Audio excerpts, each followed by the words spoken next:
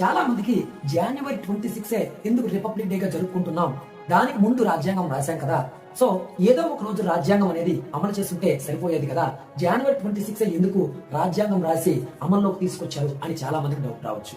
దీనికి కూడా ఒక చరిత్ర ఉంది, దాన్నే రక్తపు చరిత్రగా పరిగణించుకోవచ్చు. 1930 జనవరి 26 మన దేశంలో ఉన్న చాలా మంది దేశ పౌరులు, మన దేశం గురించి ప్రాణాలు అర్పించిన చాలా మంది వ్యక్తులు ఏం చేశారంటే 1930 జనవరి 26న పూర్ణ స్వరాజ్యం ప్రకటించారు.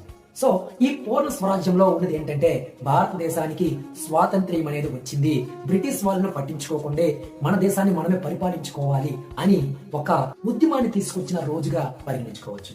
ఈ సంఘటన జరిగిన తర్వాత బ్రిటిష్ వ్యక్తులు భారతీయ పౌరుల్ని ఎక్కడ పడితే అక్కడ ఇంట్లోకి వెళ్లి మరి మగవాళ్ళని బయటికి ఈడ్చుకొచ్చి వాళ్ళని కాల్చి చంపడం జరిగింది.